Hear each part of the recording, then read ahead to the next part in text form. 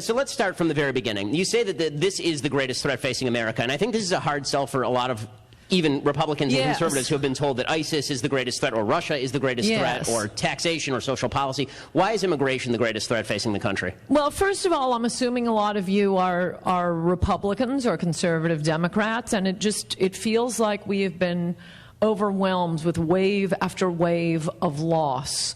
Obama is elected. Obama is reelected. There is Obamacare being upheld twice by the Supreme Court. Gay marriage foist on us. Obama withdraws our troops from Iraq. I am a ferocious supporter of the Iraq War, and I can't believe Obama comes in and gives away our victory. I mean, I hate him for that more than I hate him for Obamacare. None of this had to happen. It is all the result of Teddy Kennedy's 1965 Immigration Act. Without the 1965 Immigration Act, the post-1970 immigrants, very different from the pre-1970 immigrants. So I don't want to hear any weeping about your grandfathers. But we'll get back to that. The post-1970 immigrants are what got Obama elected in the first place. He could not have been elected without the post-1970 immigrants who have been voting 8-2 for the Democrats. Without the 1965 Immigration Act, Romney would have won a bigger victory against Obama than Reagan did against Carter in 1980. I think probably some of you were as surprised as I was the day at 3 a.m. election night. I thought he was going to win that. We'll get used to saying that a lot more. I thought we were going to win that election. What happened to that state?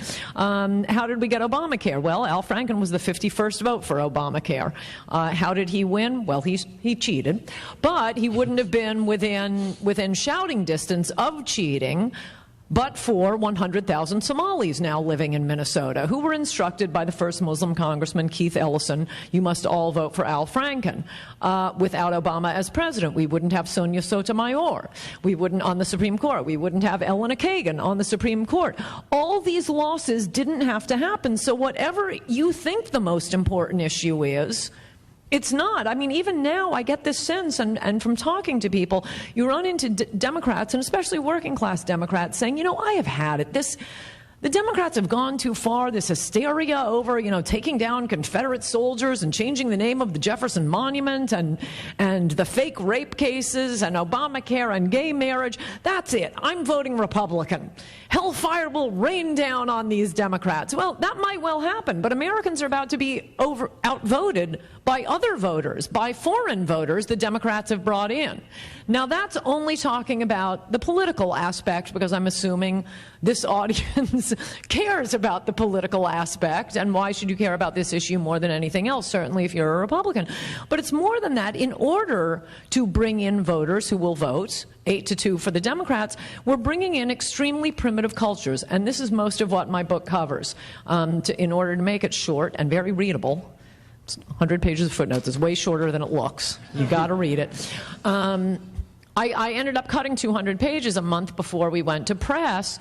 But what I wanted to keep in, and I thought it was important to keep in, were gang rape, child rape, incest rape. We are bringing in peasant cultures. It happens that Latin America is the peasant culture closest to us, but that's not the only one. Oh, no. These are very common behaviors, as are driving drunk and dumping your crap on the ground. I mean, it is changing our culture in ways that the rich don't experience. It's never coming to Nob Hill in San Francisco. It's probably not coming to Newport Beach. It's not coming to Park Avenue. No, they just get the cheap maids. While Americans are the ones bearing the cost, not only in terms of taxes, in their schools being overburdened, in massive, school lunch programs, the hospitals are going bankrupt. No, it's ordinary Americans who are paying the cost, and most of all, I would add here, are African Americans. I mean, has anybody in the media checked with, or as I've recently been instructed to stop saying African Americans, American blacks?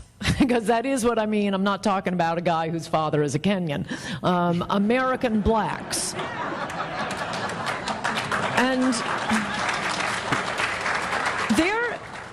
they're the ones who are coming up the socioeconomic ladder, who are just getting a foothold, who, most of all, whose jobs are just being wiped out. Have you seen the black teenage unemployment rate?